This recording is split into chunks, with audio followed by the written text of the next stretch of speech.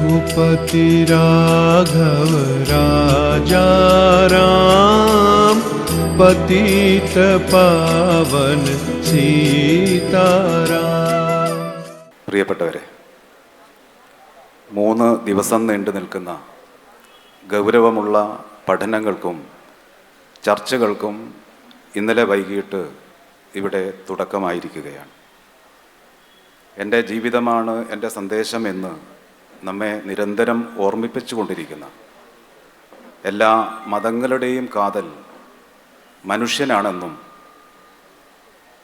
മാനവികതയാണ് എല്ലാ ദർശനങ്ങളുടെയും മർമ്മമെന്നും ലോകത്തോട് വിളിച്ചു പറഞ്ഞ രാഷ്ട്രപിതാവിനെ പുനർവായിക്കുക എന്ന കാലത്തിൻ്റെ അനിവാര്യത സഫലീകരിക്കാനുള്ള എളിയ പരിശ്രമമാണ് ഇതിൻ്റെ സംഘാടകർ ഇവിടെ നടത്തുന്നത്. വിഭിന്ന ജാതി, മത, വർഗ, സംസ്കാര, ഭാഷാ വൈവിധ്യങ്ങളെ ഒരു ചരടിൽ കോർത്തിണക്കി ഐക്യപ്പെടുത്തി സാമ്രാജ്യത്വത്തിൻ്റെ കോട്ടകൊത്തളങ്ങളെ വിറപ്പിച്ച ആ രാഷ്ട്രപിതാവിൻ്റെ ഓർമ്മ നമുക്ക് ആവേശം പകരുന്നതാണ്. ഈ ആധുനിക യുഗത്തിലും അദ്ദേഹത്തിൻ്റെ ഓർമ്മകൾക്ക് തിളക്കമേറുകയാണ്. വെറുപ്പിൻ്റെയും വിദ്വേഷത്തിൻ്റെയും വിഭാഗീയതയുടെയും അസഹിഷ്ണുതയുടെയും വിഷവിത്തുകൾ നാടാകെ മുളപ്പിച്ചെടുക്കാനുള്ള ബോധപൂർവമായ ശ്രമം നടക്കുന്ന ഈ ആധുനിക കാലഘട്ടത്തിൽ പ്രത്യേകിച്ചും നമുക്കറിയാം, ലോകത്തിൻ്റെ വിവിധ ഭാഗങ്ങളിൽ, പ്രത്യേകിച്ച് ഗാസയിൽ നടക്കുന്ന കിരാതമായ വംശഹത്യയും ലോകത്തിൻ്റെ മറ്റു പല ഭാഗങ്ങളിൽ നടക്കുന്ന സമാനമായ മനുഷ്യത്വരഹിതമായ യുദ്ധങ്ങളും ചൂഷണങ്ങളും നിസ്സഹായരായി നോക്കി നിൽക്കേണ്ടി വരുന്ന ഈ ആധുനിക കാലത്ത്, ആധുനിക കാലം എന്ന് നാം അഹങ്കരിക്കുകയാണ്. അങ്ങനെയുള്ള ഈ കാലത്ത് മഹാത്മാഗാന്ധി എന്ന ആ സത്യാന്വേഷിയുടെ പ്രസക്തിയാണ് ഇതിൻ്റെ ആദ്യ സെഷൻ്റെ ചർച്ചാ വിഷയം. Gandhi and modern world. നമുക്കറിയാം, ഞാൻ വിശദമായി വിഷയത്തിലേക്ക് പോകുന്നില്ല. നമുക്ക് ലഭിച്ചിട്ടുള്ളത് അതിപ്രഗത്ഭനായ ഇന്ത്യയിലെ ഗാന്ധിയൻ ചിന്തകനെയാണ് ഈ വിഷയം അവതരിപ്പിക്കാൻ നമുക്ക് ലഭിച്ചിട്ടുള്ളത്. ഇന്നും നാളെയും ഈ മഹാത്മാവിൻ്റെ പാദസ്പർശമേറ്റ ഈ വടകര ഗാന്ധിയുടെ ഓർമ്മകളാൽ, ഗാന്ധിയുടെ ചിന്തകളാൽ, ഗാന്ധിയെ സംബന്ധിച്ച ചിന്തകളും ഓർമ്മകളും നിറഞ്ഞു നിൽക്കുന്ന 3 ദിവസങ്ങളായി വടകര മാറുകയാണ്. ഇതിൻ്റെ സംഘാടകർ പ്രതീക്ഷിക്കുന്നതും ആഗ്രഹിക്കുന്നതും ഗാന്ധിയുടെ ചിന്ത മാത്രമാണ്, ഗാന്ധി മാത്രമാണ്.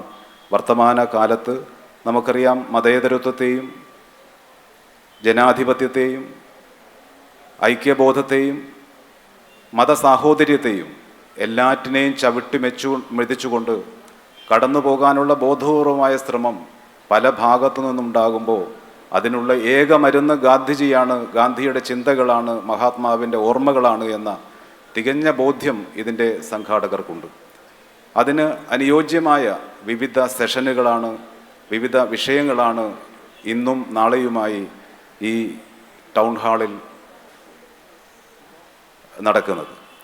അതിന് എത്തിച്ചേർന്ന ഒരുപാട് പ്രഭാഷകർ, വളരെ പ്രശസ്തരായ പ്രഭാഷകർ, ചിന്തകർ എല്ലാവരും ഇവിടെ എത്തിച്ചേർന്നിട്ടുണ്ട്.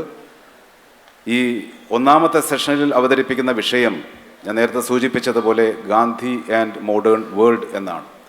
നമുക്കറിയാം, ലോകത്ത് വളർന്നു വരുന്ന ശാസ്ത്രചിന്തകൾ, വ്യാവസായിക വിപ്ലവത്തിൻ്റെ വളർച്ച, അതേപോലെ സാമ്പത്തിക രംഗത്തുള്ള മാറ്റങ്ങൾ, എല്ലാം ലോകം വളർന്നുകൊണ്ടിരിക്കുകയാണ്. എല്ലാം ലോകം ഒരുപാട് വളർന്നുകൊണ്ടിരിക്കുന്നു എന്ന് നാം അഭിമാനിക്കുകയും അഹങ്കരിക്കുകയും ചെയ്യുകയാണ്. അങ്ങനെ അഭിമാനിക്കുകയും അഹങ്കരിക്കുകയും ചെയ്യുമ്പോൾ ലോകത്തിൻ്റെ സാംസ്കാരിക മേഖലയിൽ, ജനാധിപത്യ മേഖലകളിലൊക്കെ വരുന്ന, ഞാൻ നേരത്തെ സൂചിപ്പിച്ച പോലുള്ള വംശഹത്യകൾ പോലെയുള്ള ഒരുപാട് മനുഷ്യത്വരഹിതമായ സംഭവങ്ങളും ചൂഷണങ്ങളും നാം സാക്ഷ്യം വഹിക്കുകയാണ്. ആ സമയത്തൊക്കെ നമ്മുടെ മനസ്സിലേക്ക് കടന്നു വരുന്നത് എല്ലാ ജനാധിപത്യ വിശ്വാസികളുടെയും മനസ്സിലേക്ക് കടന്നു വരുന്നത് ഗാന്ധി എന്ന ആ മഹാമനുഷ്യൻ്റെ സത്യാന്വേഷണം മാത്രമാണ് എന്ന് നാം ഓർക്കേണ്ടതുണ്ട്. അങ്ങനെ ഈ ആധുനിക കാലത്തെ സംബന്ധിച്ച് ആധുനിക കാലത്ത് ഗാന്ധിജിയുടെ പ്രസക്തി എന്ന വിഷയമാണ് പ്രമുഖ ഗാന്ധിയൻ ചിന്തകനായിട്ടുള്ള നമ്മുടെ പ്രൊഫസർ MS ജോൺ അവർകൾ ഇവിടെ നമ്മളുമായി പങ്കുവെക്കുന്നത്. അദ്ദേഹത്തെ സംബന്ധിച്ച് അദ്ദേഹത്തിൻ്റെ വിശേഷണങ്ങളൊക്കെ ഇവിടെ സൂചിപ്പിച്ചതുകൊണ്ട് ഞാനത് വീണ്ടും ആവർത്തിക്കുന്നില്ല. പ്രൊഫസർ MS ജോണിനെ ഏറെ ആദരവോടെ ഈ ആദ്യ സെഷനിലേക്ക് ഞാൻ സ്വാഗതം ചെയ്യുന്നു.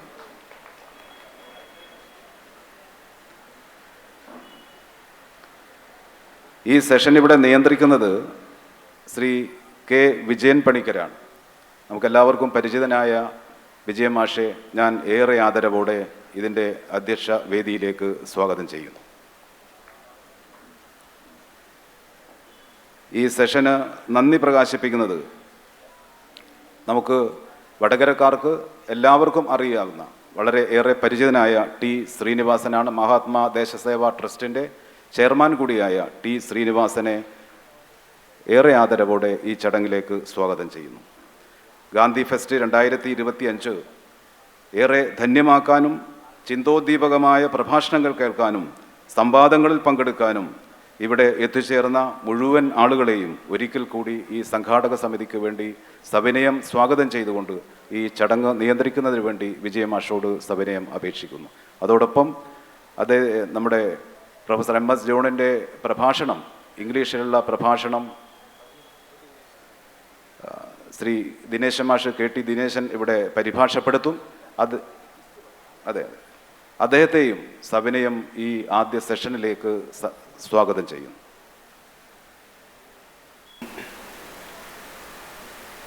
സുഹൃത്തുക്കളെ, ഗാന്ധിയെ അറിയുക, ഗാന്ധിയെ നന്നായി മനസ്സിലാക്കുക എന്ന ഉദ്ദേശത്തോടെയാണ് ഗാന്ധി ഫെസ്റ്റ് സംഘടിക്കപ്പെട്ടിരിക്കുന്നത്. ഇവിടെ ഗാന്ധിയെ ഒരു ദൈവമായി കണ്ട് ആരാധിക്കുന്ന ശ്രമമൊന്നുമില്ല. ഒരു സാധാരണ മനുഷ്യൻ തൻ്റെ ജീവിതത്തെ ഏറ്റവും ധന്യമാക്കി തീർക്കാൻ സത്യാന്വേഷണ പരീക്ഷണങ്ങൾ നടത്തി തൻ്റെ തന്നെ പ്രവർത്തനങ്ങളെ വിമർശന വിധേയമാക്കി ആത്മപരിശോധന, ഇൻട്രോസ്പെക്ഷൻ നടത്തി അങ്ങനെയുള്ളൊരു മനുഷ്യൻ, തന്നെ എതിർക്കുന്നവരെ പോലും പുഞ്ചിരിയോടുകൂടി നേരിടാൻ കഴിഞ്ഞ ഒരു മനുഷ്യൻ, ആ പുഞ്ചിരിക്കൊരു മങ്ങലേൽക്കാതെ അദ്ദേഹം കാത്തു സൂക്ഷിച്ചു. ഇന്ന് ഗാന്ധിയെ അറിയാൻ ശ്രമിക്കുക എന്നത് ഏറെ പ്രസക്തമാണ്. കാരണം ഗാന്ധി എന്തിനെയെല്ലാം എതിർത്തുവോ അവയെല്ലാം കൊടികുത്തി വാഴുന്ന കാലമാണിന്ന്. വിദ്വേഷം, പരനിന്ദ, ഹിംസ, അസത്യം എന്നിവയെല്ലാം വളർന്ന് പന്തലിച്ചിരിക്കുന്നൊരു കാലം. ഒരു വിദേശ വാണിജ്യ ബന്ധങ്ങളിൽ പോലും ഹിംസാത്മകമായ സമീപനം കൈക്കൊള്ളുന്ന ഒരു രാഷ്ട്ര നേതാവ് താൻ 6 യുദ്ധങ്ങൾ അവസാനിപ്പിച്ചിരിക്കുന്നു, അതുകൊണ്ട് ലോക സമാധാനത്തിനുള്ള നൊബേൽ സമ്മാനത്തിന് എന്നെ പരിഗണിച്ചുകൂടെ എന്ന് ആവശ്യപ്പെടുന്നൊരു കാലമാണിത്. 2 ലോകമഹായുദ്ധങ്ങളുടെ ദുരിതം അനുഭവിച്ചിട്ടും 3-ാം ലോകമഹായുദ്ധത്തിലേക്ക് ആഞ്ഞടിക്കുന്ന ഒരു ലോകം. ഇത്തരമൊരു ലോകത്തിൽ ശാന്തിയുടെയും സമാധാനത്തിൻ്റെയും ദൂതിനുള്ള പ്രാധാന്യം പ്രത്യേകിച്ച് പറയേണ്ടതില്ല. ഗാന്ധിയുടെ ശരിയായ ജീവിതം ആവിഷ്കരിക്കാൻ ഗാന്ധിയെ പോലെ മഹത്വമുള്ളൊരു വ്യക്തിക്ക് മാത്രമേ കഴിയൂ എന്ന് ഗാന്ധിയുടെ പ്രഥമ ശിഷ്യനായി അറിയപ്പെടുന്ന ജവഹർലാൽ നെഹ്റു അഭിപ്രായപ്പെട്ടിട്ടുണ്ട്. മറ്റുള്ളവർക്കെല്ലാം അതിൻ്റെ ഏതാനും വശങ്ങളിലേക്ക്, ആ മഹത്തായ ജീവിതത്തിൻ്റെ ഏതാനും വശങ്ങളിലേക്ക് വെളിച്ചം പകരാൻ മാത്രമേ കഴിയൂ. ഗാന്ധി വധത്തിന് 77 വയസ്സ് പൂർത്തിയായിരിക്കുന്നു. 7 പതിറ്റാണ്ടുകൾക്ക് ആ ശബ്ദം നിലച്ചിട്ട് 7 പതിറ്റാണ്ടുകൾ പൂർത്തിയായി. 8ാമത്തെ പതിറ്റാണ്ട് പൂർത്തിയാകാൻ പോകുന്നു. ഇപ്പോഴും ഗാന്ധി ചർച്ച ചെയ്യപ്പെടുന്നു. അതിന് യുവാക്കളടക്കം സന്നദ്ധരായി മുന്നോട്ട് വരുന്നു എന്നത് തന്നെ ഗാന്ധിയുടെ പ്രസക്തി എന്താണെന്നുള്ളത് വ്യക്തമാക്കുന്നു.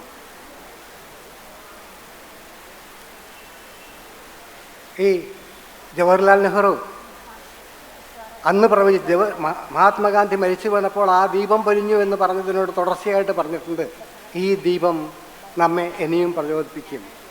ആ ആത്മചൈതന്യം ഇപ്പോഴും നിറഞ്ഞു നിൽക്കുകയാണ് ലോകത്താകെ. അതുകൊണ്ട് ഗാന്ധിയുടെ പ്രസക്തിയെപ്പറ്റി ഇതിൽ കൂടുതൽ പറയേണ്ടതില്ല. ആ ദുർബലമായ ശരീരം മാത്രമേ അവർക്ക് നശിപ്പിക്കാൻ കഴിഞ്ഞിട്ടുള്ളൂ. ഗാന്ധിയുടെ ആത്മചൈതന്യം പ്രഭ വീശി നിൽക്കുകയാണ്. ഈ ആധുനിക ലോകത്ത് ഗാന്ധിയുടെ പ്രസക്തി എന്ത് എന്നതിനെപ്പറ്റി സംസാരിക്കുന്ന ഡോക്ടർ MS ജോണിന് മുന്നിൽ ഈ അധ്യക്ഷ പ്രസംഗം ഒരു തടസ്സമാകാതെ ഞാൻ അവസാനിപ്പിക്കുന്നു. നന്ദി. നമ്മളേവരും കാത്തിരിക്കുന്ന പ്രഭാഷണമാണ് ഇനി. സ്വാഗതം ചെയ്യുകയാണ്, ക്ഷണിക്കുകയാണ് ഡോക്ടർ MS ജോൺ. അദ്ദേഹത്തെ വിഷയം Gandhi and modern world. Kerala കേന്ദ്ര സർവകലാശാലയിലെ അന്താരാഷ്ട്ര പഠന വകുപ്പിൻ്റെ തലവനും സ്കൂൾ ഓഫ് ഗ്ലോബൽ സ്റ്റഡീസിൻ്റെ ഡീനുമായിരുന്നു. ചെന്നൈ IITയിൽ പ്രൊഫസറായിരുന്നു. MG സർവകലാശാലയിലെ ഗാന്ധിയൻ പഠന വകുപ്പിൻ്റെ ഡയറക്ടറുമായിരുന്നു അദ്ദേഹം. സൗത്ത് ആഫ്രിക്കൻ സർവകലാശാലയിലെ ഇന്ത്യ ചെയറിലെ പ്രൊഫസർ, ഗാന്ധി മാർഗിൻ്റെ പത്രാധിപർ, ICSSRൻ്റെ സീനിയർ ഫെലോ എന്നീ പദങ്ങൾ അലങ്കരിച്ചു കൊണ്ടിരിക്കുകയാണ്. സ്നേഹപൂർവ്വം സാദരം സ്വാഗതം ചെയ്യുന്നു Professor MS John, Dean of School of Global Studies, Head of the Department of International Studies of Central University, Professor of Chennai IIT, Editor of Gandhi Marg, Senior Fellow of Indian Council of Social Science Research. Sir, welcome. Thank you. Good morning to you all.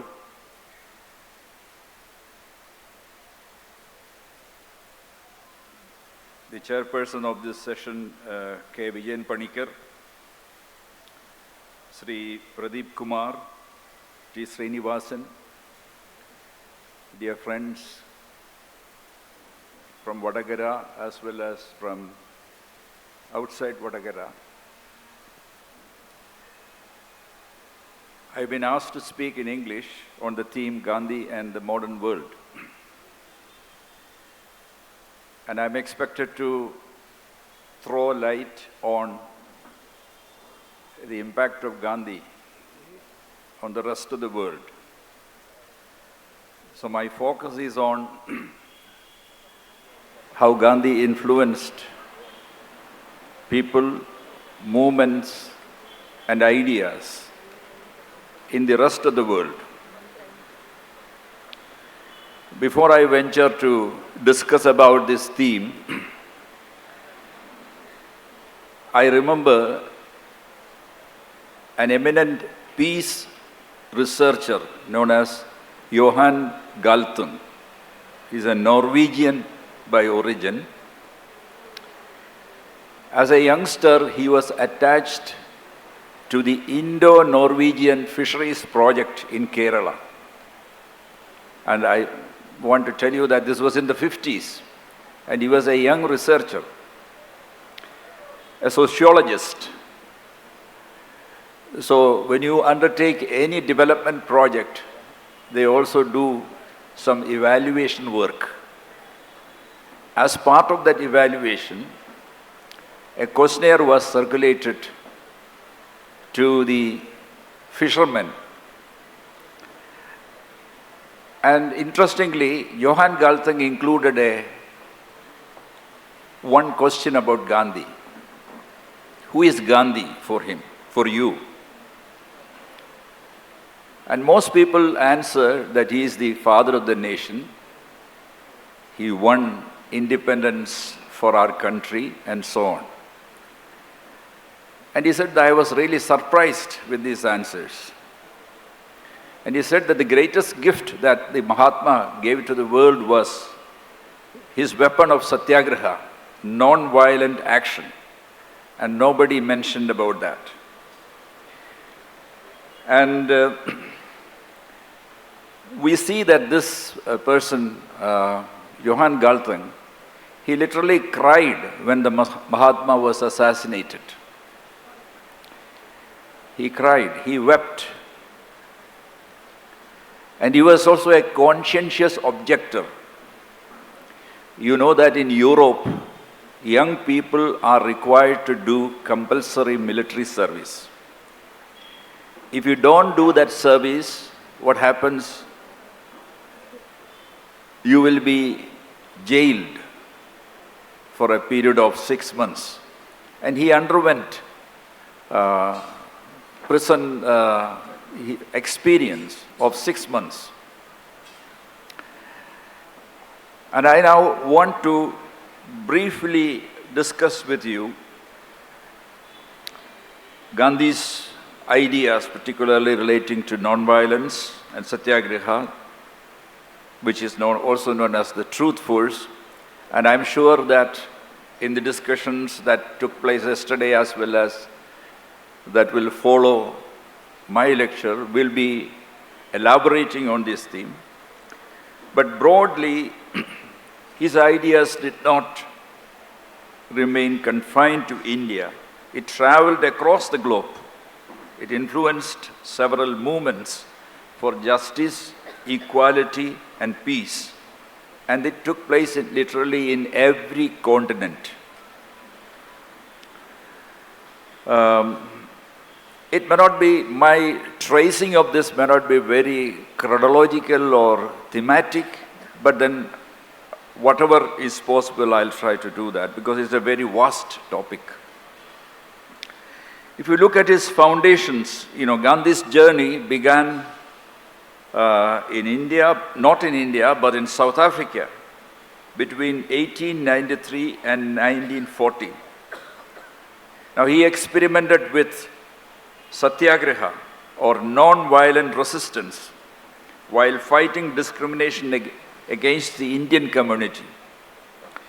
So he was the spokesperson of the Indian community, and then he invented this notion of satyagraha. Initially it was described as passive, but then he was not happy with this term passive. And then gradually it was made into an active form of resistance.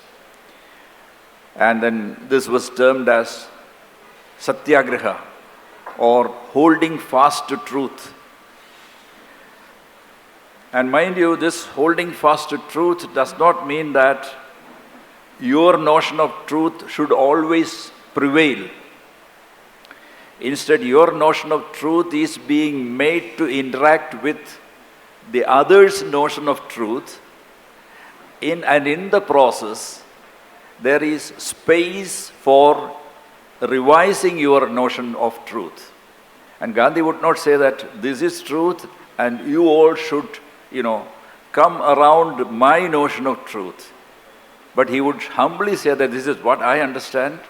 But in the process of interaction, let us jointly try to arrive at truth. Now, this was the kind of message. Now, what is radical about this approach? Now, he rejected both violent revolution as well as passive submission. He was against violence. At the same time, he was against cowardice. You are afraid of someone and then you meekly submit to that person. Both these need to be avoided, according to Gandhi. And he found a third way, disciplined, non-violent struggle, grounded in truth, grounded in courage, and also respect for one's opponent. You don't make your opponent somebody who needs to be seen as an enemy. You need to look at him as a person with whom you have some differences and engage with him as a person who could be changed. Don't look at him as an enemy. Now, alongside resistance, now this is very important, mind you, Gandhi talked about constructive program. You know that many movements, many agitations, they are all centered around campaigns, demanding certain things, demanding certain rights. But Gandhi said that movements cannot survive purely on an agitational path. The movements also need to think constructively. So he emphasized the importance of constructive program, building parallel structures, So, Gandhi used to say that if you don't have, constructive program along with satyagraha, it's just like lifting a paralyzed hand. A paralyzed hand cannot be easily lifted.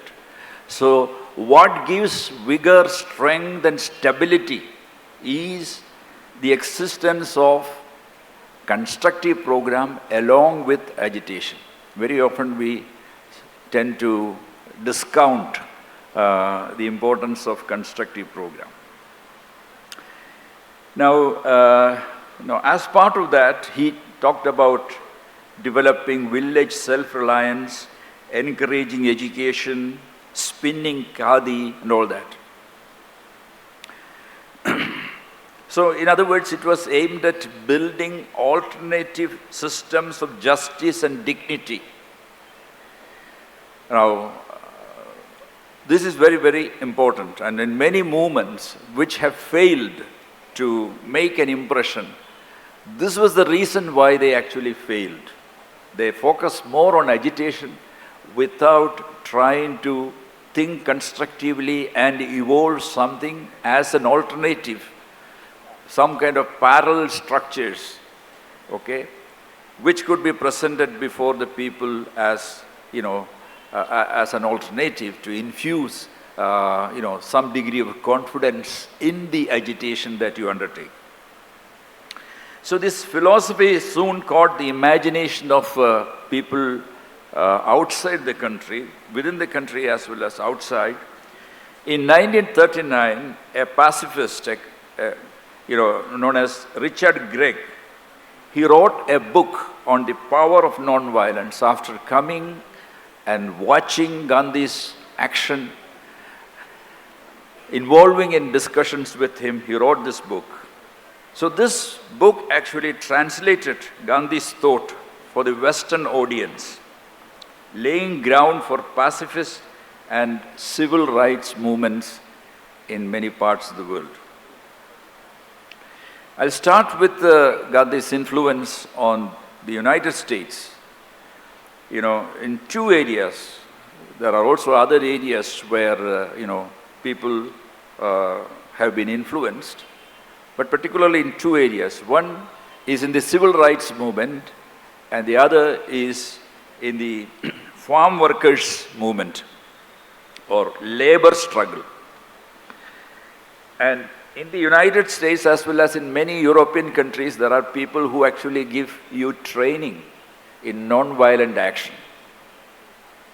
Training in non-violence, which includes also making your body so flexible or pliable so that if police want to lift you and put you into their vehicle and catch you and all that, you will appear to be very, very heavy. So just one individual cannot snatch you and put you in their police vehicle.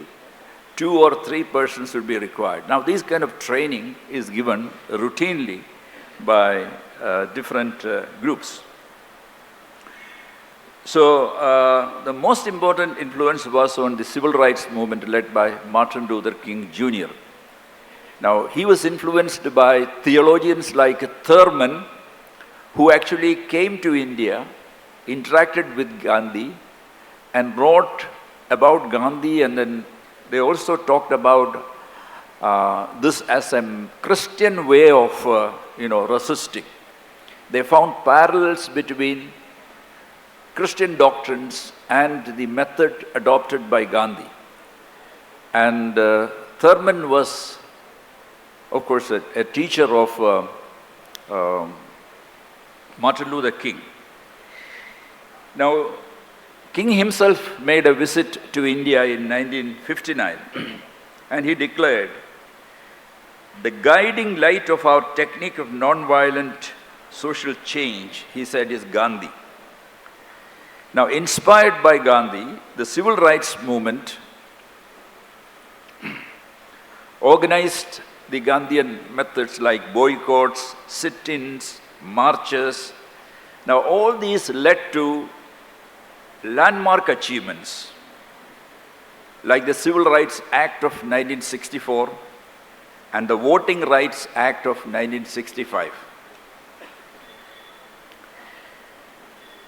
Now, you know that in non-violent action there are two streams of thought, and sometimes you can also say three streams.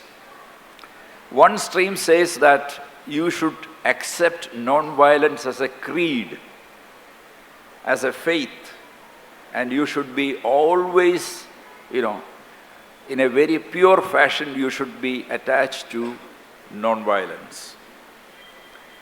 There are others who say that you just have to be committed to non-violent methods without being totally committed to non-violence as a principle.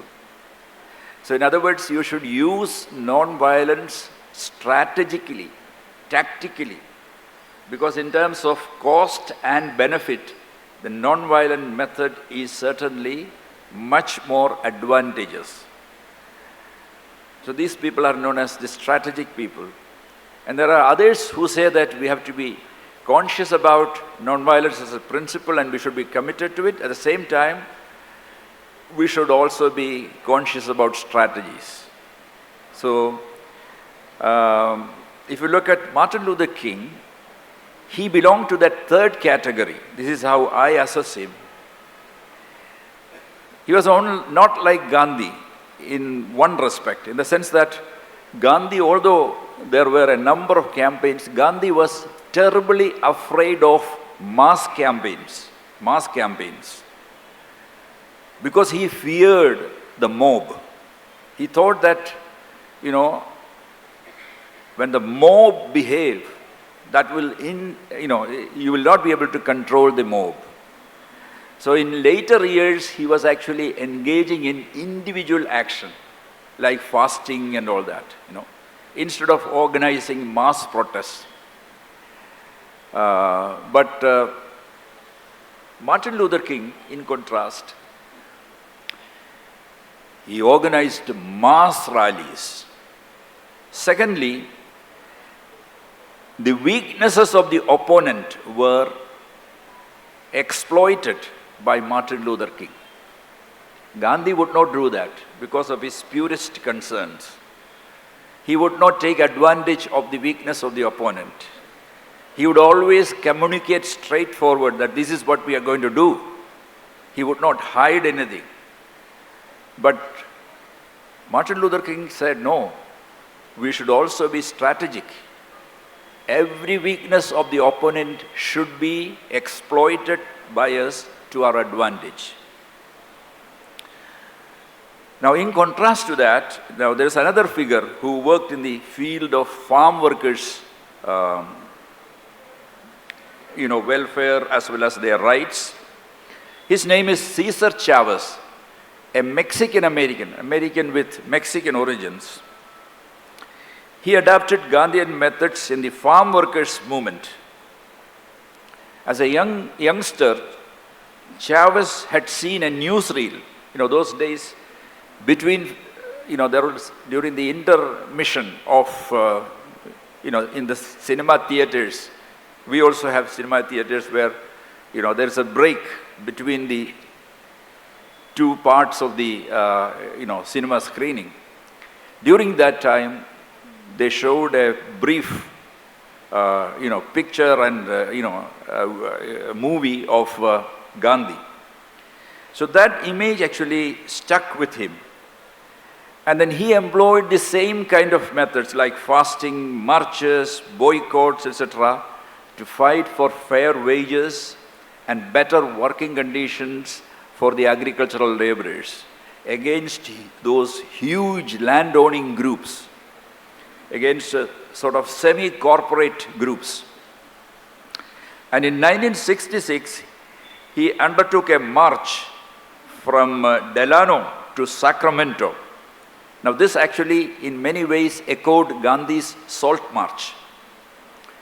And his prolonged fast called for moral discipline in non-violent struggle. So he used a mix of Gandhian principles and his commitment to the cause of the farm workers, and also his faith in Catholic Church. He was a Catholic, a very devout Catholic. And he also said that, Martin Luther King, he said that civil rights issue cannot wait for some time. We need to engage in action quickly and get quick results. But Cesar Chavez said, no, we can wait. The farmers, the poor people, they have a lot of time. We will adopt a slow but steady kind of approach. Now, Gandhi's method of engaging in conflict or satyagraha, it has been described as self-limiting. Self-limiting. What does that mean? Which means you don't simply engage in struggle. Instead, you take one step forward, then perhaps half step back, reflect about what you have done, and then move forward. So in other words, this is a kind of controlled escalation of conflict. Controlled. So everything will be managed by Gandhi within his control. The moment it actually tries to get out of hand, he will put a brake on it. So in many ways, Cesar Chavez subscribed to this view.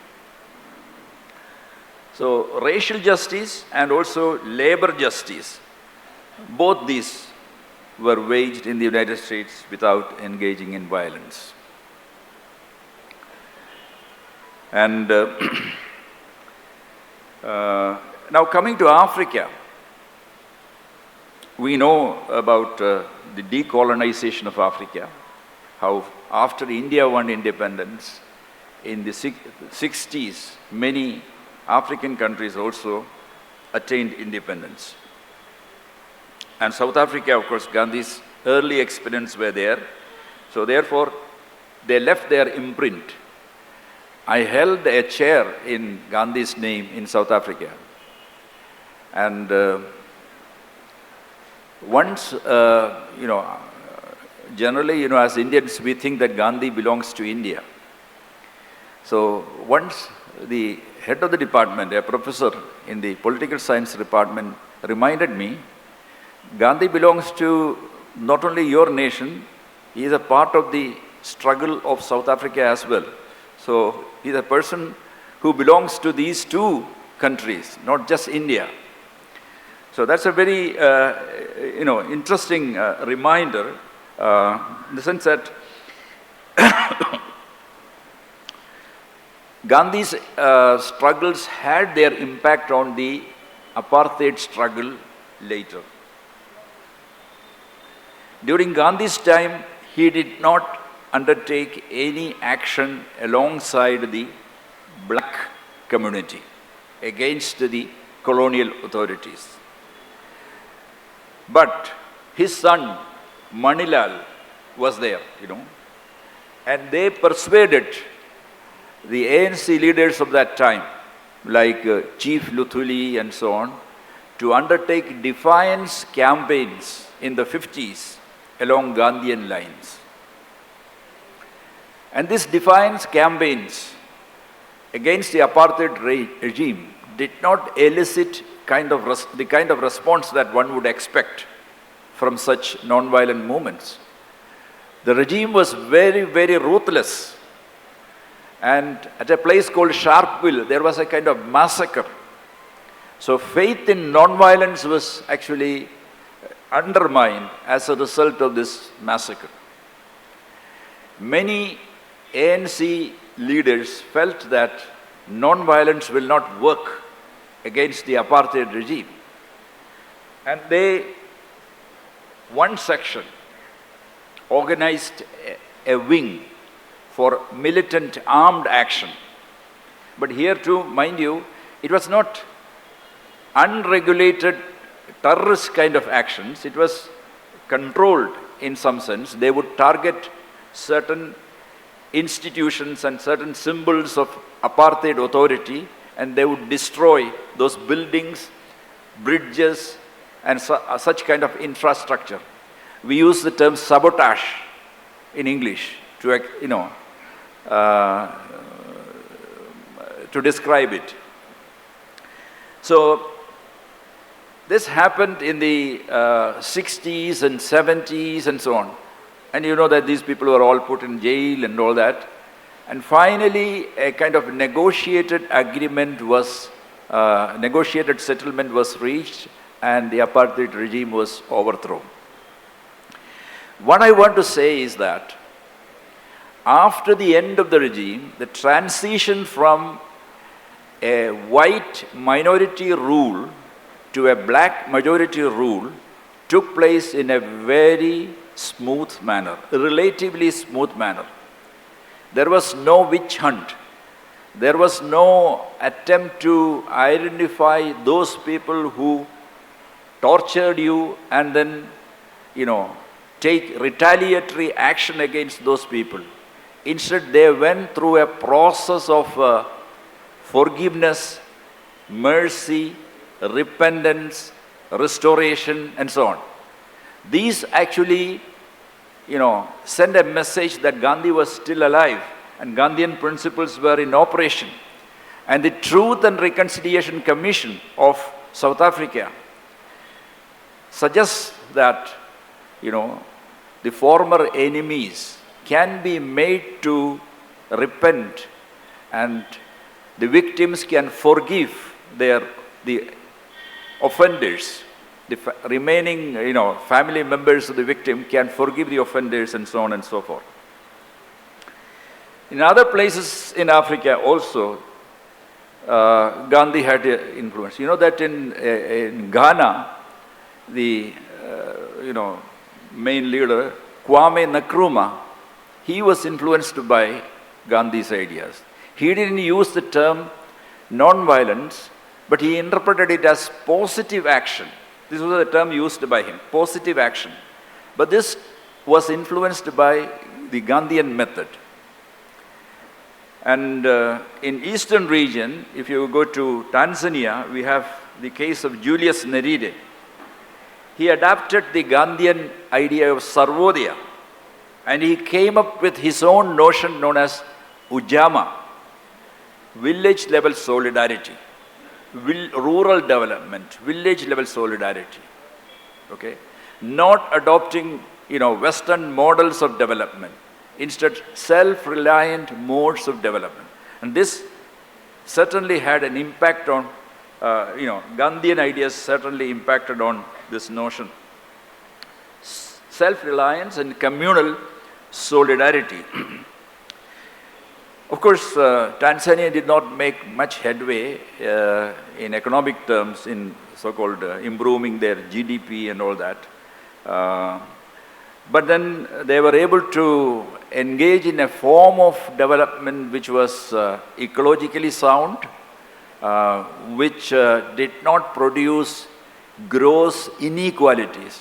One problem with our modern, method of development is rising inequalities.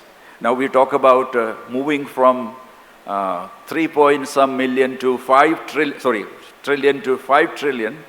But then as we move, the gap between the rich and the poor is bound to increase. And that's happening everywhere. And it's happening in India too.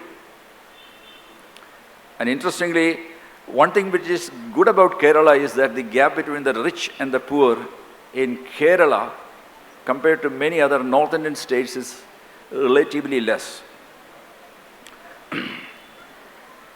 And further afield in Nigeria, a writer and activist known as Ken Saro-Wiwa, you know that in Nigeria, particularly in the West African region, in the Great Lakes area, a lot of corporate entities came and started exploiting the oil resources. And the natural gas emerging from some of these big mines and so on, they were releasing gases out in the open air, and that was being burned and so on. So this had affected the livelihood of the people there, just like our Plachimada and so on. The lakes were polluted. Those who were relying on fish for their living, they suffered.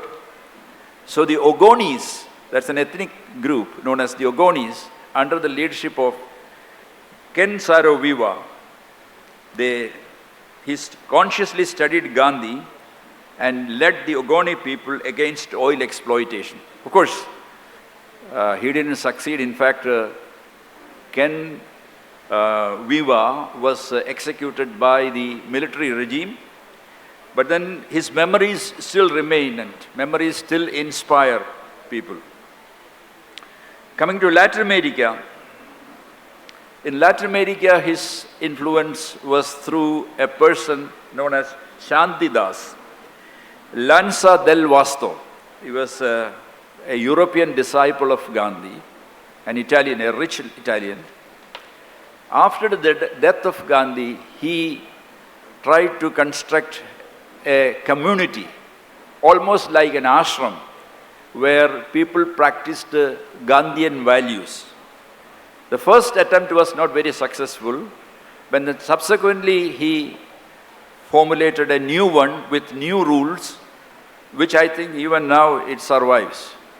A person like Luis Campano and so on, such people are very active. They are all associated with. It's known as the community of the ark.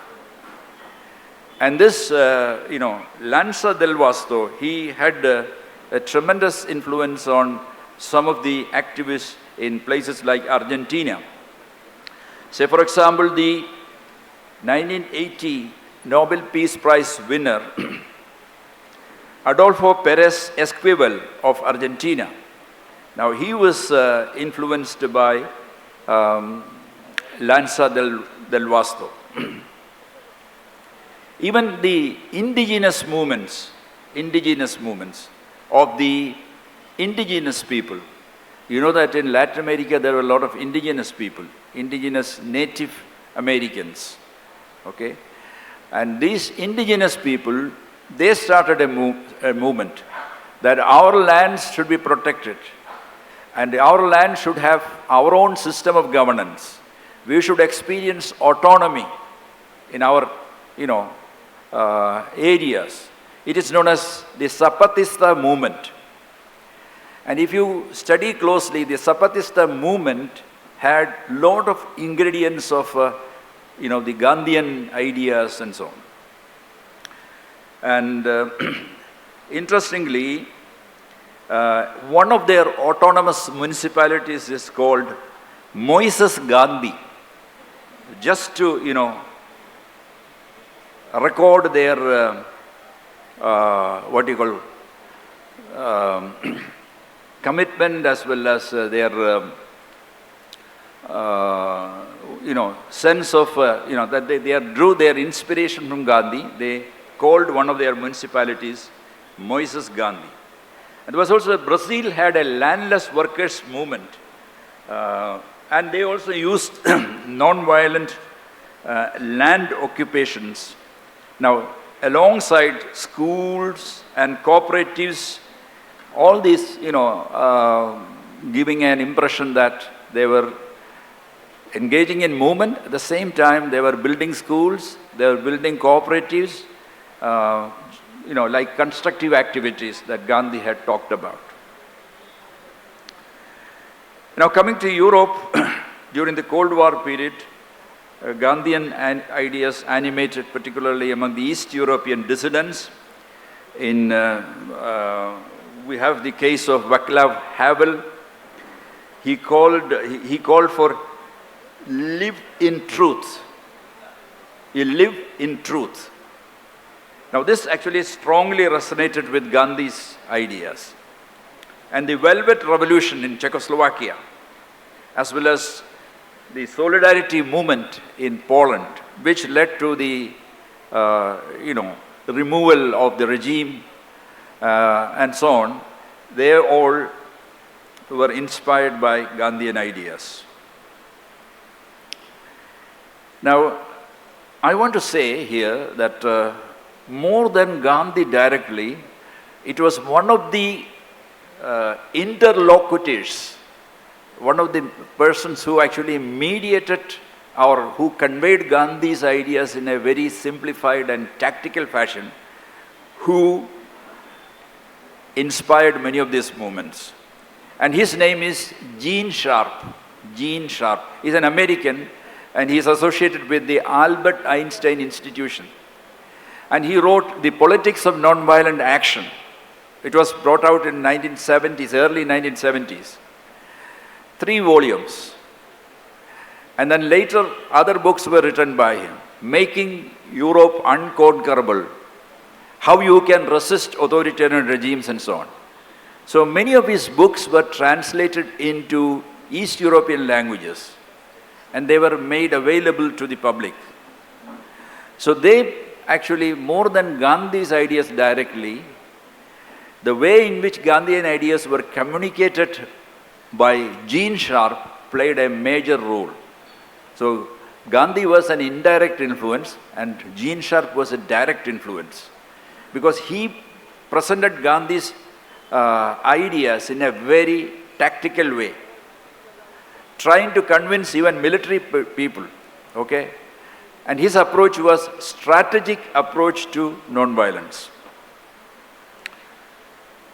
And in Europe, the Green Party, started by Petra Kelly, a lady. Also, she says that she relied on non-violent action and all her ecological commitment also came from reading Gandhi and Gandhian ideas, absorbing Gandhian ideas. She also acknowledged her indebtedness to Martin Luther King. So the anti-nuclear movements in Britain and Japan, they all invoked Gandhi's denunciation of nuclear weapons as the most diabolical ones, most devilish, kind of use of science. Okay. If you come to Asia as well as Middle East, here too, Gandhi's legacy actually spread quite widely. In the Philippines, there was the 1986 People Revolution, which toppled Ferdinand Marcos through mass non-violent protest. In Myanmar, in Burma, Aung San Suu Kyi described her struggle as rooted in Gandhian moral authority rather than physical strength. In Palestine, particularly during the first Intifada, the Intifada is the Palestinian civilian-based resistance against the Israelis. And the first Intifada took place in the late 80s, maybe around 89 and so on. That was largely conducted in a non-violent manner. And a person called Mubarak Awad, he promoted Gandhian civil disobedience, particularly during the first Intifada. In Tahrir Square in Egypt in 2011, protesters invoked the concept of Silmaya or peacefulness. Now this is an echo of Gandhian principle. Even China selectively appropriated Gandhian ideas. And interestingly, many of Gandhi's works are being translated and they are being supported by the official machinery in China. And it's interesting, and if researchers, those who are keen, they can actually look at the way in which the Chinese, who were a little bit hesitant initially, have, come round to embrace many Gandhian ideas. Now, in the spiritual and intellectual resonance, I talked about Howard Thurman. There are also other theologians like Thomas Merton. Now, they have embraced non-violence in their theology, which means Christianity and theology, they go together. Liberation theology, that means the priest should not preach alone. I mean, the priest should come out and then become a part of the social struggles of the people. This is known as liberation theology. This is a movement which took place in Latin America in the church. And the main exponent, people like Gutierrez, who initially talked about using violence, finally came round to militant non-violent action. So these are all, instances in which Gandhi played a key role in influencing these people. And he said that, I use his word, preferential option for the poor. Gandhian Sarvodaya was translated by Gutierrez into these words, preferential option for the poor. In Buddhism, some Buddhist activists also were attracted to Gandhian ideas. There's a person, an academic as well, an academic cum activist known as Thich Nhat Hanh. He integrated Gandhi into what is known as engaged Buddhism. Engaged Buddhism. Buddhism in action. Okay? Blending mindfulness, which is actually a Buddhist trait, mindfulness, with social action.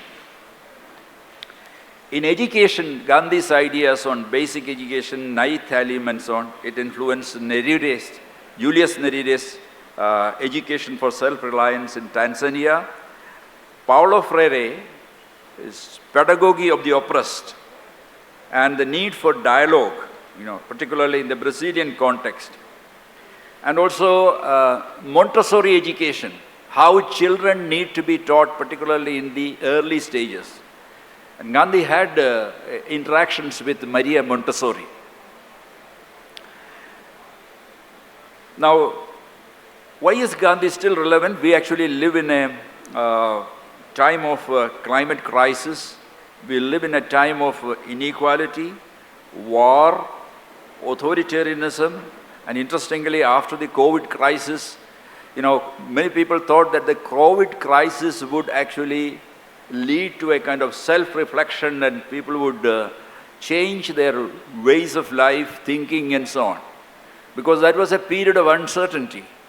But unfortunately, after the COVID pandemic, what we are witnessing is, this hatred and war, destruction, these things are increasingly going on. Attitude towards immigrants has changed. So that's also something which actually makes the application of or the commitment to Gandhian ideas particularly urgent.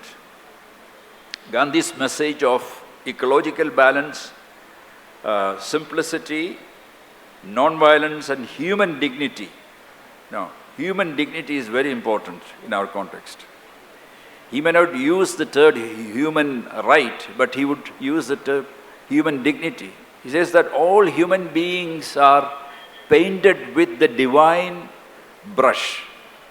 All human beings have a divine element in them, which actually connects everyone.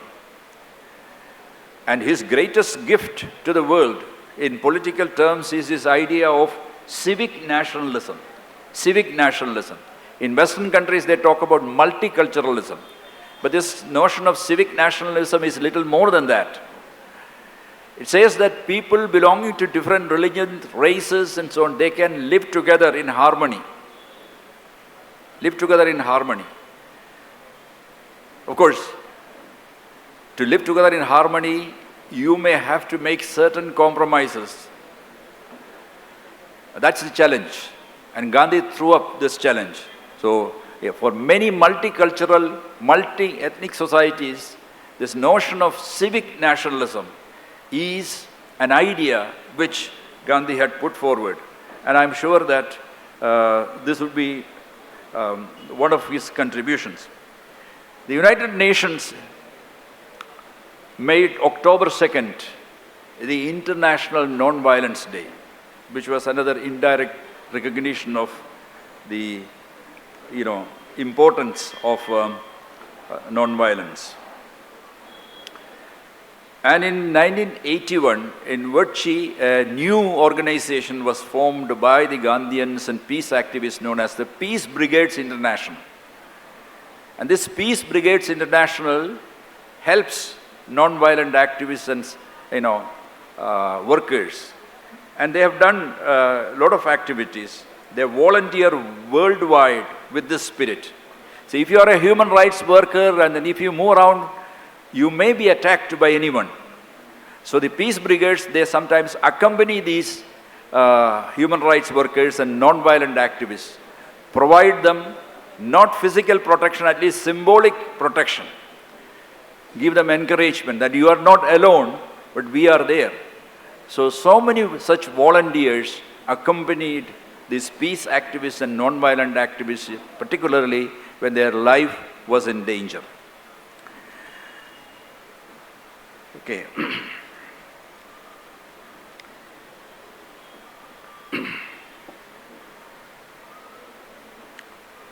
Now, of course, I don't mean to say that Gandhi was, everything that Gandhi said, and Gandhi was 100% a perfect human being and so on. And, Gandhi never wanted that any of his ideas should be simply taken as gospel truth, to be just accepted. No. He liked to be challenged. And then he said that I am experimenting with truth. Now, in the process of experimenting with truth, there were episodes when some of the actions of Gandhi were actually found, not acceptable. Say, for example, until 1906, Gandhi had, kind of racist views towards the black Africans. Now, he was a youngster. He went there just to, represent the Indian cause. And, during that time, the Europeans were seen as top among civilized people. And the Indians were placed as the second category. And below the Indians, the black Africans were placed. And the Indians were trying to be like the Europeans. Now, this was what they tried to do. Now, while doing that, Gandhi made certain remarks about the blacks, which were found to be not very palatable, acceptable. But we see that from 1906 to 1913, during this period also his ideas changed. But in 1906, he organized this ambulance corps. When the 5 minutes, okay, I conclude. So, for the first time, he found that the Zulus, many Zulus, their plight was miserable, and then the ambulance corps actually helped to reduce the pain that the injured had during that time. And over the years, we see, later on also, he used the word kafir. Kafir means, in Islamic parlance, it means infidel, but that was not the way in which it was meant. But then after 1913, he describes these people as Zulus. And his views on caste also changed. By 1913, what we see is him taking the brush and cleaning the toilet which was used by his Dalit secretary and asking Kasturba to do the same. She refused. Okay? And interestingly, I want to tell you that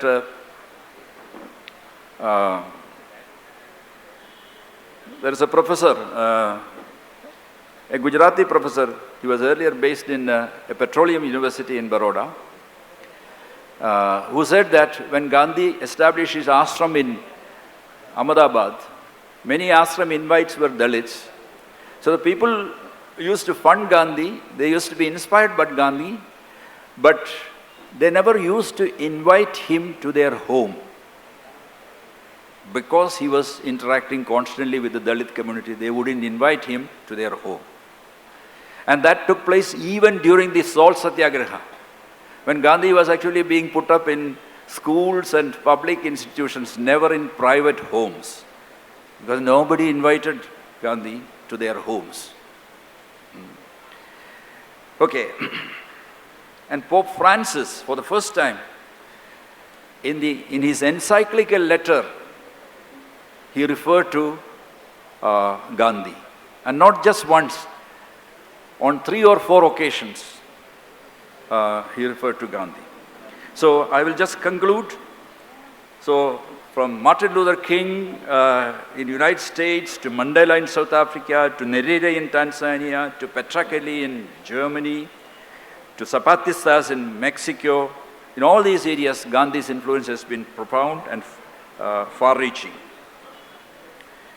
And I also want to say that he is instrumental in creating, notions like solidarity economy, intentional communities, about which a lot of discussion is going on, how you can escape from the troubles of this world by creating smaller communities. Many of them actually draw inspiration from Gandhi.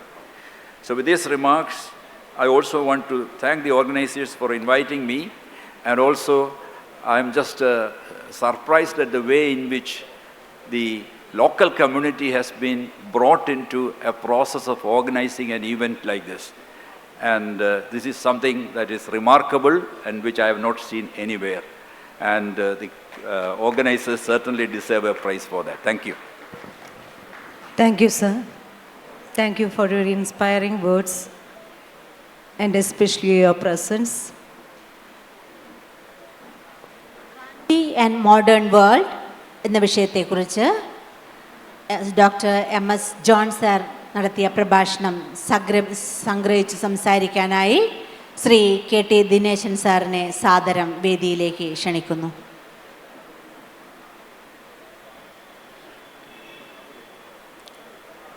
ബഹുമാന്യരെ,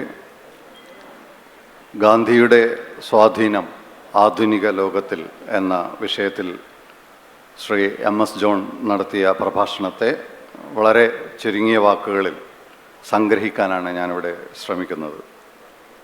അദ്ദേഹം തൻ്റെ പ്രസംഗം ആരംഭിക്കുന്നത് ഇന്ത്യക്ക് വെളിയിൽ ലോകത്തിൻ്റെ മറ്റ് രാജ്യങ്ങളിൽ ഗാന്ധിയൻ ദർശനം ഏതൊക്കെ അളവിൽ ഏതൊക്കെ രീതിയിൽ സ്വാധീനം ചെലുത്തിയിട്ടുണ്ട് എന്ന ഒരു ബേർഡ്സ് ഐ വ്യൂ എന്നൊക്കെ പറയുന്ന പോലെ അതിനെ ഒരു വിഹംഗ വീക്ഷണത്തിലൂടെ അവതരിപ്പിക്കാനാണ് അദ്ദേഹം ശ്രമിച്ചത്. അദ്ദേഹം തുടങ്ങിയത് സൗത്ത് ആഫ്രിക്കയിലെ ഗാന്ധിയിൽ നിന്നാണ്. സൗത്ത് ആഫ്രിക്കക്കാരനായ ഒരു പ്രൊഫസർ ഗാന്ധി ഇന്ത്യക്കാരുടേത് മാത്രമല്ല ഞങ്ങളുടേത് കൂടിയാണ് എന്ന് പറഞ്ഞുകൊണ്ടാണ് അദ്ദേഹത്തിൻ്റെ ആ ലെഗസിയെ, ആ പാരമ്പര്യത്തെ സൗത്ത് ആഫ്രിക്കക്കാർ ഏറ്റെടുത്തത് എന്നും ആനുഷംഗികമായി അദ്ദേഹം പറയുകയുണ്ടായി.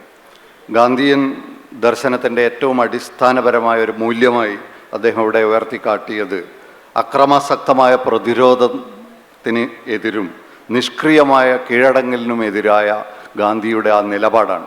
ഈ രണ്ടിൻ്റെയും ഇടയിലുള്ള കൃത്യമായി പ്ലേസ് ചെയ്യപ്പെട്ട കൃത്യമായ ഒരു നിലപാടെടുക്കാൻ ഗാന്ധിക്ക് സാധിച്ചു എന്ന് അദ്ദേഹം ഊന്നി പറയുകയുണ്ടായി. പിന്നീട് ഗാന്ധിയുടെ സ്വാധീനം വ്യക്തികളിലേക്കും മറ്റ് പ്രസ്ഥാനങ്ങളിലേക്കുമൊക്കെ എത്രത്തോളം അളവിൽ ലോകത്ത് സ്വാധീനിക്കപ്പെട്ടിട്ടുണ്ട് എന്നും അദ്ദേഹം വിശദമായി തന്നെ ഇവിടെ പറയുകയുണ്ടായി. ഏത് സമരത്തിൻ്റെയും ഗാന്ധിയൻ മാതൃകയുള്ള സമരത്തിൻ്റെയും പ്രത്യേകത ഈ സമരത്തിനൊപ്പം തന്നെ ഒരു നിർമ്മാണാത്മകമായ ഒരു ക്രിയേറ്റീവായ ഒരു പ്രവർത്തനം കൂടി ഏറ്റെടുക്കുക എന്നുള്ളതാണ്. അദ്ദേഹം ചർക്ക പോലെയുള്ള അദ്ദേഹത്തിൻ്റെ ഒരു സമര രീതിക്ക് കൂടെ ഈ നൂൽനൂൽപ്പ് കൂടെ കൊണ്ടുവന്നതിനെക്കുറിച്ചും പറയുകയുണ്ടായി. ഗാന്ധി അദ്ദേഹത്തിൻ്റെ എല്ലാ സമരങ്ങളിലും മനുഷ്യ അന്തസ്സ് ഉയർത്തിപ്പിടിക്കുക എന്ന ഒരു ബോധ്യത്തെ വളരെ ശക്തമായി തന്നെ പ്രയോഗിച്ചിട്ടുണ്ട് എന്നും അദ്ദേഹം നിരീക്ഷിക്കുകയുണ്ടായി. പിന്നീട് അദ്ദേഹം പല രാജ്യങ്ങളിലേക്ക് കടക്കുകയാണ്. അതിൽ അമേരിക്കയിൽ ഗാന്ധിയുടെ സിവിൽ റൈറ്റ്സ് മൂവ്മെൻറ്റും അവിടെ തന്നെയുള്ള കർഷക പ്രക്ഷോഭങ്ങളിലൊക്കെ മാർട്ടിൻ ലൂതർ കിങ്ങും അവിടെ കർഷക സമരത്തിൽ നയിച്ച വ്യക്തികളൊക്കെ തന്നെ ഗാന്ധിയുടെ ആദർശങ്ങളാൽ പ്രചോദിതരായതാണ് എന്ന് പറയുമ്പോഴും ഈ അഹിംസാ സിദ്ധാന്തത്തെ വളരെ സ്ട്രാറ്റജിക്കലായി തന്ത്രപരമായി എങ്ങനെ ഉപയോഗിക്കാം എന്നതിനെക്കുറിച്ച് അവർ പലപ്പോഴും ചിന്തിച്ചിട്ടുണ്ട്. ആ കൂട്ടത്തിൽ അദ്ദേഹം പറഞ്ഞ ഒരു രസകരമായ ഒരു കാര്യം എനിക്ക് തോന്നിയത്, ആൾക്കൂട്ടത്തെ ഗാന്ധി അത്രയേറെ സ്വാഗതം ചെയ്തിരുന്നില്ല. ഗാന്ധി വ്യക്തി സത്യാഗ്രഹത്തിലൂടെയൊക്കെ തൻ്റെ ആദർശങ്ങളെ ജനങ്ങളിലേക്ക് എത്തിക്കാൻ ശ്രമിച്ചപ്പോൾ മാർട്ടിൻ ലൂതറിനെ കിങ്ങിനെ പോലെയുള്ള ജൂനിയറിനെ പോലെയുള്ള ആളുകൾ ആൾക്കൂട്ടത്തെ എത്രത്തോളം പ്രചോദിപ്പിച്ച് ഒരു വലിയ ആൾക്കൂട്ടത്തെ നയിക്കാനാണ് ശ്രമിച്ചത്. ഗാന്ധിയിൽ ഒരുപക്ഷെ ഈ ആൾക്കൂട്ടത്തോടുള്ള ഒരു ചെറിയ ഭയം തന്നെ ഉണ്ടായിരുന്നോ എന്നും അദ്ദേഹം പറഞ്ഞിട്ടുണ്ടായിരുന്നു. പിന്നീട് അവിടെയുള്ള ലേബർ പ്രസ്ഥാനങ്ങളിലും പിന്നീട് അവിടെ നടന്ന എല്ലാ തരത്തിലുള്ള മൂവ്മെൻറ്റ്സിലും അമേരിക്കയിലും ഗാന്ധി വളരെ ശക്തമായൊരു സ്വാധീനമായി മാറിയിട്ടുണ്ട് എന്ന് അദ്ദേഹം പറയുന്നുണ്ട്. അദ്ദേഹം പറഞ്ഞ മറ്റൊരു കാര്യം, ഗാന്ധിയൻ സമര രീതിയുടെ അല്ലെങ്കിൽ ഗാന്ധിയൻ പ്രത്യയശാസ്ത്രത്തിന് തന്നെ ഒരു പ്രത്യേകത, നിങ്ങൾ ഒരു സ്റ്റെപ്പ് മുന്നോട്ട് വെക്കുമ്പോൾ ആ സ്റ്റെപ്പിൽ നിന്ന് അര സ്റ്റെപ്പ് പിന്നോട്ട് നീങ്ങി താൻ നേരത്തെ എടുത്ത ആ ഒരു സ്റ്റെപ്പ് എത്രത്തോളം ഗുണപ്രദമാണ്, അതിൻ്റെ ഇമ്പാക്റ്റ് എന്താണ് എന്നതിനെക്കുറിച്ച് ആലോചിച്ചുകൊണ്ട് അടുത്ത ഒരു സ്റ്റെപ്പ് വെക്കുക, വീണ്ടും അര സ്റ്റെപ്പ് പിന്നോട്ട് വെക്കുക എന്ന തരത്തിലുള്ള ഒരു മൂവ്മെൻ്റാണ് അദ്ദേഹം നടത്തിയത് എന്നും പറഞ്ഞിട്ടുണ്ട്. പിന്നീട് അദ്ദേഹം ആഫ്രിക്കയിലേക്ക്, അതായത് സൗത്ത് ആഫ്രിക്ക ഒഴികെയുള്ള ആഫ്രിക്കൻ രാജ്യങ്ങളിൽ നൈജീരിയയിലും ടാൻസാനിയയിലും ഒക്കെ എത്രത്തോളം ഗാന്ധിയൻ സമര രീതികൾ അല്ലെങ്കിൽ ഗാന്ധിയുടെ സർവോദയ സങ്കല്പം, അത് പടിഞ്ഞാറൻ സങ്കല്പങ്ങൾക്ക് വിരുദ്ധമായി ഗാന്ധിജി എല്ലാവരുടെയും ഉദയത്തെ സ്വപ്നം കണ്ട ഗാന്ധിയൻ മാതൃക ടാൻസാനിയയിൽ എങ്ങനെ അത് പ്രയോഗിക്കപ്പെട്ടു, ഈ വെസ്റ്റേൺ പുരോഗതിയുടെ പടിഞ്ഞാറൻ മാതൃകയെ കൈയൊഴിഞ്ഞുകൊണ്ട് സർവോദയം എന്ന ഗാന്ധിയൻ മാതൃകയിലേക്ക് ടാൻസാനിയയിലും അതേപോലെ നൈജീരിയയിലൊക്കെയുള്ള ആളുകൾ എങ്ങനെ മാറി എന്നും അദ്ദേഹം പറഞ്ഞിട്ടുണ്ട്. പിന്നീട് അദ്ദേഹം ലാറ്റിൻ അമേരിക്കയിലേക്ക് വരികയും ലാറ്റിൻ അമേരിക്കയിൽ അർജൻറ്റീനയിലും അതുപോലെ തന്നെ ബ്രസീലിലും ഒക്കെ കോഓപ്പറേറ്റീവുകൾ സ്ഥാപിച്ചുകൊണ്ടും ഗാന്ധിയൻ മാതൃകയിലുള്ള ആശ്രമങ്ങൾ സ്ഥാപിച്ചുകൊണ്ടും എങ്ങനെ ഗാന്ധിസത്തിൻ്റെ അംശങ്ങൾ ലോകത്തെമ്പാടും നമുക്ക് കാണാമെന്ന് കാട്ടിത്തരികയാണ് ചെയ്തത്. പിന്നീട് യൂറോപ്പിലേക്ക്, പ്രത്യേകിച്ച് കിഴക്കൻ യൂറോപ്പിൽ ചെക്കോസ്ലോവാക്യയിലെ വാക്ലാവ് ഹാവേലിനെ കുറിച്ചും പോളണ്ടിലെ സോളിഡാരിറ്റി മൂവ്മെൻറ്റിലും ഗാന്ധിയൻ ദർശനങ്ങൾ വളരെ ആഴത്തിൽ സ്വാധീനിച്ചിട്ടുണ്ട് എന്ന് അദ്ദേഹം നിരീക്ഷിച്ചു. പിന്നീട് അദ്ദേഹം അമേരിക്കക്കാരനായ ജീൻ ഷാർപ്പിൻ്റെ ഒരു പുസ്തകത്തെ പ്രത്യേകം പരാമർശിക്കുകയുണ്ടായി. The politics of non violent action എന്ന പുസ്തകത്തെക്കുറിച്ച് അദ്ദേഹം പറയുകയുണ്ടായി. അത് ഒരുപക്ഷെ കിഴക്കൻ യൂറോപ്പിൽ ഗാന്ധി ഇൻഡയറക്റ്റായി ചെയ്ത സ്വാധീനത്തെക്കാൾ ജീൻ ഷാർപ്പിൻ്റെ ഈ പരിഭാഷകളായിരിക്കാം അവിടെ വളരെ നേരിട്ടുള്ളൊരു സ്വാധീനം ഗാന്ധിയൻ ദർശനത്തിലൂടെ ആ നാടുകളിൽ എത്തിച്ചത് എന്നും അദ്ദേഹം പറയുന്നുണ്ട്. അതിന് ഉദാഹരണമായി അദ്ദേഹം ഗ്രീൻ പാർട്ടിയെക്കുറിച്ചും ആണവ വിരുദ്ധ മൂവ്മെൻറ്റുകളെക്കുറിച്ചും ജപ്പാനിലായാലും കിഴക്കൻ യൂറോപ്പിലായാലും ഒക്കെ ഉണ്ടായ ആണവ വിരുദ്ധ മൂവ്മെൻറ്റുകളിലും ഗാന്ധിയുടെ സ്വാധീനം പ്രകടമാണെന്ന് അദ്ദേഹം നിരീക്ഷിക്കുന്നുണ്ട്. പിന്നീട് ഏഷ്യയിലും മധ്യേഷ്യയിലും ഫിലിപ്പൈൻസിലും ബർമയിലും പലസ്തീനിലും ഇന്ത്ഹാദിനെക്കുറിച്ചൊക്കെ പറയുകയുണ്ടായി. ഈജിപ്തിലും ചൈനയിൽ ഗാന്ധി അവിടുത്തെ ഔദ്യോഗിക ഭരണ സംവിധാനം തന്നെ ഗാന്ധിയുടെ പുസ്തകങ്ങളൊക്കെ വിവർത്തനം ചെയ്ത് ജനങ്ങൾക്ക് ലഭ്യമാക്കിയിട്ടുണ്ടെന്നും അദ്ദേഹം രസകരമായൊരു നിരീക്ഷണം അദ്ദേഹം നടത്തുകയുണ്ടായി. പിന്നെ മൊത്തത്തിൽ ലോകത്തിൻ്റെ ആത്മീയ ബൗദ്ധിക വ്യാപാരങ്ങളിൽ ഗാന്ധിയൻ ദർശനം, അതിൽ അദ്ദേഹം ഏറ്റവും കൂടുതൽ എടുത്തു പറഞ്ഞത് ഗുസ്താവോ ഗസ്റ്റിയസിൻ്റെ ലിബറേഷൻ തിയോളജിയും പൗലോ ഫ്രയറിൻ്റെ പെഡഗോജി ഓഫ് ദ ഒപ്രസ്ഡിനെ കുറിച്ചും അദ്ദേഹം പറയുകയുണ്ടായി. പിന്നീട് വിദ്യാഭ്യാസത്തിൽ മരിയ മോണ്ടിസോറിയെ പോലെയുള്ള ആളുകൾ മുന്നോട്ട് വെച്ച പ്രവർത്തനങ്ങളിൽ ഗാന്ധിയൻ ആദർശനത്തിൻ്റെ, ഗാന്ധിയുടെ ബേസിക് എഡ്യൂക്കേഷൻ പോലെയുള്ള സങ്കല്പനങ്ങളെ കൃത്യമായി അടയാളപ്പെടുത്തിയിട്ടുണ്ട് എന്ന് അദ്ദേഹം നിരീക്ഷിക്കുകയുണ്ടായി. തൻ്റെ പ്രസംഗം അവസാനിപ്പിച്ചുകൊണ്ട് ഇന്ന് ലോകത്തിൻ്റെ, പ്രത്യേകിച്ച് പോസ്റ്റ് കോവിഡ് ലോകത്തിൻ്റെ പ്രതിസന്ധികളിൽ നമ്മൾ വീണ്ടും വീണ്ടും വീണ്ടും ഗാന്ധിയിലേക്ക് തിരിയേണ്ടി വരുന്നു, ഗാന്ധിയൻ ജീവിത ലാളിത്യത്തിലേക്ക്, ഗാന്ധിയുടെ മനുഷ്യാന്തസ് ഉയർത്തിപ്പിടിക്കുക എന്ന മുദ്രാവാക്യത്തിലേക്ക് നമ്മൾ വീണ്ടും വീണ്ടും തിരിയേണ്ടി വരുന്നുണ്ട് എന്ന് അദ്ദേഹം സൂചിപ്പിക്കുകയുണ്ടായി. എല്ലാം തികഞ്ഞ ഒരു മനുഷ്യൻ എന്ന രൂപത്തിലല്ല ഗാന്ധിയെ താനിവിടെ അവതരിപ്പിച്ചതെന്നും സൗത്ത് ആഫ്രിക്കയിലെ ഗാന്ധിയുടെ ചില വംശീയ പരാമർശങ്ങളൊക്കെ പലപ്പോഴും വിവാദങ്ങൾക്കൊക്കെ വഴിതെളിച്ചിട്ടുണ്ടെന്നും നമുക്കറിയാം. എങ്കിൽ കൂടി ഒരു പുതിയ കാലത്തിൻ്റെ ഈ കെട്ടകാലത്തിൽ സൂര്യവെളിച്ചമായി ഗാന്ധി ജ്വലിച്ചു തന്നെ നിൽക്കുന്നു എന്ന് പറഞ്ഞുകൊണ്ട് അദ്ദേഹം ഈ പ്രസംഗം അവസാനിപ്പിക്കുകയുണ്ടായി. നന്ദി ശ്രീ കെ ടി ദിനേശ്. ഇനി ഔപചാരികമായ ഈ സെഷന് നന്ദി അറിയിക്കുന്നതിന് വേണ്ടി മഹാത്മാ ദേശസേവാ സംഘം ട്രസ്റ്റ് ചെയർമാൻ ശ്രീ ടി ശ്രീനിവാസനെ സ്നേഹപൂർവ്വം ക്ഷണിക്കുകയാണ്. പ്രിയമുള്ളവരെ, ആധുനിക ലോകത്തിലുള്ള ഗാന്ധിജിയെ സംബന്ധിച്ച് അല്ലെങ്കിൽ ലോകത്താകമാനം മഹാത്മാഗാന്ധിക്ക് ലഭിക്കുന്ന സ്വീകാര്യതയെ സംബന്ധിച്ച് വളരെ വിശദമായ ഒരു പ്രബന്ധം ഇവിടെ അവതരിപ്പിക്കപ്പെട്ടിരിക്കുകയാണ്. മഹാത്മാഗാന്ധിയെക്കുറിച്ച് നമ്മൾ പറയുമ്പോൾ, ഈ ചർച്ച നടക്കുമ്പോൾ അദ്ദേഹത്തിൻ്റെ ഏറ്റവും പ്രധാനപ്പെട്ട 2 കാഴ്ചപ്പാടുകൾ, ഒന്ന് ഗ്രാമസ്വരാജായിരുന്നു, മറ്റൊന്ന് പ്രകൃതിയിൽ നിന്നും മനുഷ്യർ അത്യാവശ്യമായ കാര്യങ്ങൾക്ക് മാത്രമേ പ്രകൃതിയിൽ നിന്നും സ്വീകരിക്കാവൂ എന്ന് പറയുന്ന ഈ 2 കാഴ്ചപ്പാടുകൾ. ഗാന്ധിജിയുടെ ഈ കാഴ്ചപ്പാടുകളെ സംബന്ധിച്ച് അതിനെ പിന്തുണച്ച് വന്ന ആളുകളെ കൂടി അവസരത്തിൽ സ്മരിക്കേണ്ടതുണ്ട് എന്നെനിക്ക് തോന്നുകയാണ്. ഒന്നാമത് ഡോക്ടർ രാം മനോഹർ ലോഹ്യയാണ്.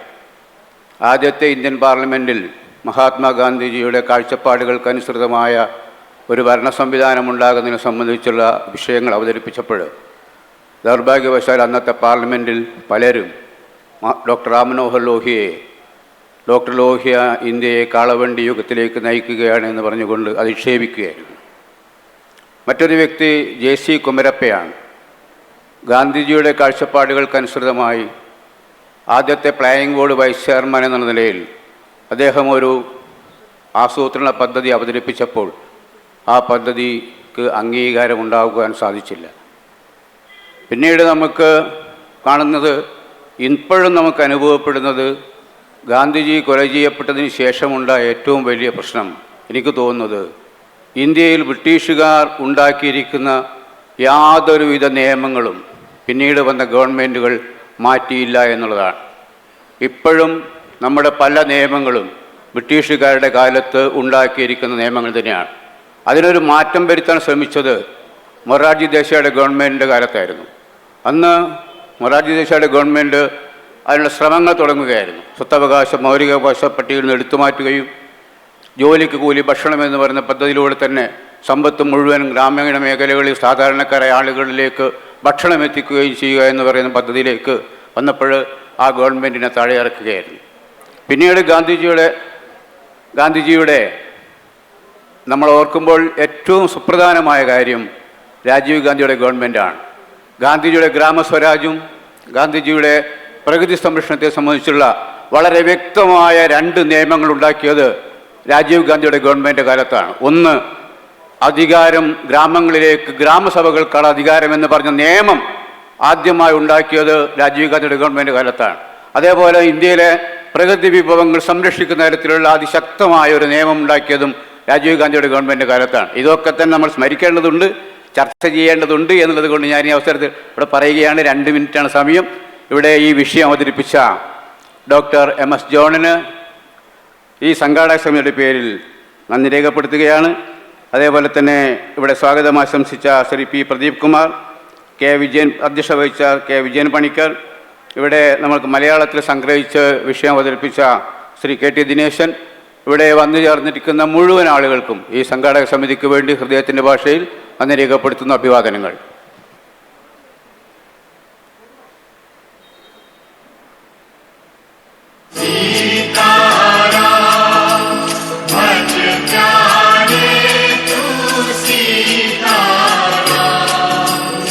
ईश्वर अल्लाह तेरे. Thank you, sir. Thank you, Prabish.